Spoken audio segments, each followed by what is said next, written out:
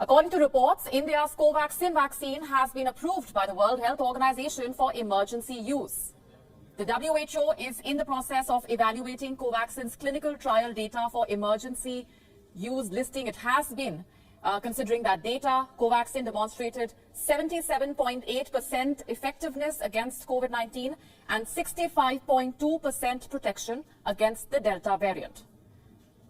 Now, India has administered more than 118 million doses of Covaxin. This means that over 59 million people in India have received the jab.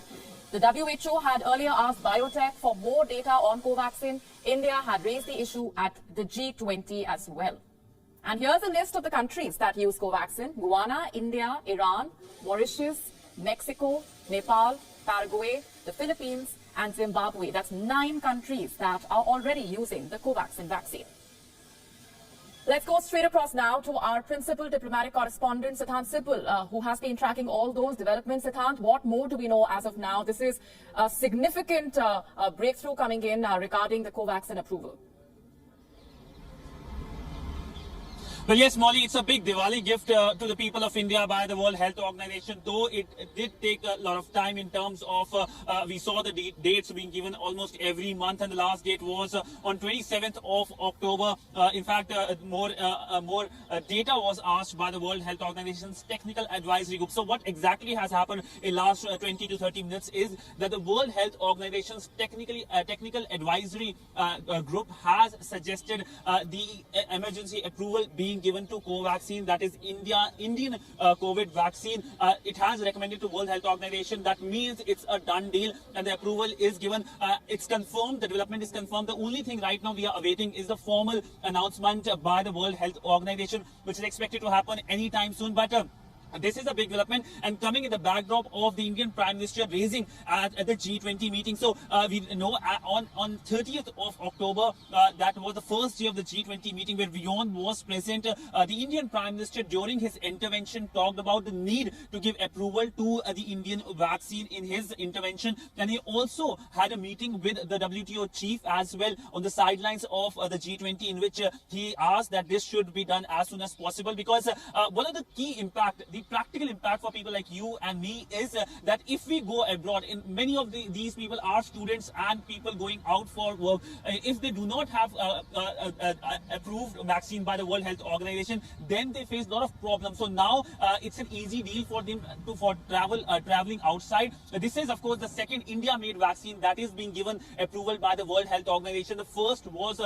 India-made vaccine Covishield, but we know that Covaxin is the first Indian vaccine, an India-made vaccine that is being given approval by the World Health Organization. Just recently, Australia made the announcement as well, and it helps a large diaspora in that country. And now it will help a lot of Indians who will be traveling abroad in terms of the ease of movement. Right, Siddhant, let's also talk about the questions that have been raised over why it took so long and the delay in the WHO granting approval to Covaxin.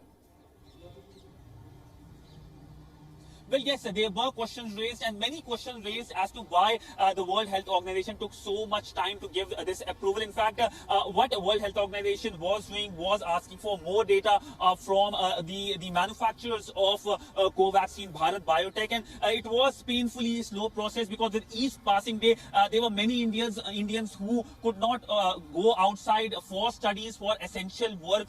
Now this can be smoothened up. We know that many vaccines, in fact, many China-made vaccines have been given approval, while Indian vaccine was taking a lot of time, and that is why this question was being asked to World Health Organization. People also questioning the credibility of World Health Organization, which is already dealing with credibility issue in terms of when it comes to dealing with the COVID crisis, the COVID pandemic. Right, Siddhant, also the fact that Covaxin has already been in use in as many as 9 countries. And this decision now, this approval by the World Health Organization also has far-reaching implications when it comes to Covaxin being used by other countries now. Well, yes, it has far-reaching implication, practical implementation of the people moving from one country to another country, and not just Indians. There are a lot of people from across the world, especially Iranians, who have been vaccinated by Covaxin. And we know if we go abroad, there is a lot of bureaucracy that has been increased in terms of getting approvals from the host country where you are going. And for that, we know if you're vaccinated by a vaccine which is not approved by World Health Organization, then you face a lot of troubles, including the other countries saying no to your visit. So that is why this is important for not only for many Indians who have been vaccinated by Covaxin, but other nationals as well who have been globally vaccinated by Covaxin. We know that Covaxin has been in demand, and India has been one of the largest exporters of vaccines, both as gift and commercially. India's Vaccine Maitri initiative saw almost more than 95 countries being given vaccines. This included a mixture of Covishield and Covaxin both, and one of the largest supplies went to countries like Iran, who got a lot of Covaxin from Bharat Biotech. So it's a good news. It's a big Diwali gift, in fact, being given by the World Health Organization to, of course, a lot of Indians. And as far as the approval process is concerned, Siddhant, for those uninitiated, just a brief overview of the steps that the WHO has followed when it comes to granting approval to the Indian indigenous vaccine. Well, the technical advisory group of the World Health Organization basically meets and takes into account all the technicalities regarding a vaccine being given approval. It's rather very technical process, but it requires a lot of data in terms of how that particular vaccine is able to deal with that specific virus. We know, as you just pointed out in your initial brief, as to the percentage when it comes to Covaxin able to fight the virus, the coronavirus, and of course it passed the threshold that was required, and that is why now an approval has been given. The only question that has been raised, of course, is that when it comes to the process, it has been painfully long process and a lot of data being asked by World Health Organization. In fact, there were a lot of queries to World Health Organization, and the World Health Organization in a tweet also said that we are not going to cut corners, and that was something that was mocked and, of course, questioned as well by many people as to why World Health Organization is taking so much time when it has failed in many fronts, especially when it comes to